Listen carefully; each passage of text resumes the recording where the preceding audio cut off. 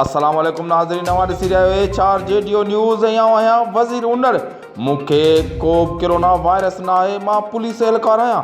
मुंहिंजी पघार बंदि आहे। पघार खोलण लाइ SSP ऑफिस पहुतुसि त खंघि अचण सबबि पुलिस मूंखे ॿधी जेम्स अस्पताल पहुचायो। जेम्स अस्पताल इंतज़ामिया वरी मूंखे सिविल अस्पताल मोकिलियो, जिते मूंखे बंदि कयो वियो आहे। मां ईरान वियो आहियां, मां कराची वियोसि, हुतां जेकबाबाद आयो आहियां। ठुल शहर जे भुट्टे मोहल्ला जे रहवासी पुलिस एहलकार हाकिम अली भुट्टे जूं साफ़ इंसान ॻाल्हियूं। अहिड़ी ॻाल्हि ई न आहे।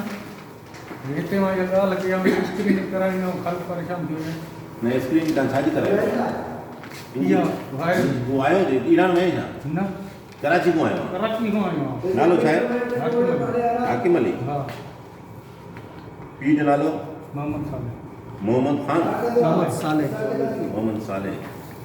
ज़ात छा कमु कंदो आहे? वटी पुलिस में आहे। मां वियो आहियां पघार वठणु। SP खे चयो आहे रिटायर कर या मोकल ॾे, वेंदुमि इस्लामाबाद, पघार बि ॾे। हुते ऑफिस में कढी छॾियो। ड्यूटी काथे तूं? पुलिस काथे थी ड्यूटी? ड्यूटी हेॾे ताजे करे रखियऊं, होॾे न वियुमि न इनजे करे। इनजे करे करोना ॾेई छॾियऊं तोखे। मां भाषा करोना ॾेई छॾियो।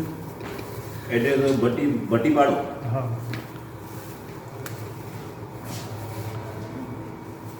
तुंहिंजे वारसनि खे ख़बर आहे? कंहिंखे? तुंहिंजे वारसनि खे ख़बर आहे? हा आहे ई का शइ न। मां त हिननि खे सिर्फ़ु पघार घुरां। मोबाइल नंबर याद थी? जी सर। ॿुधायो। 0300 0300 22 58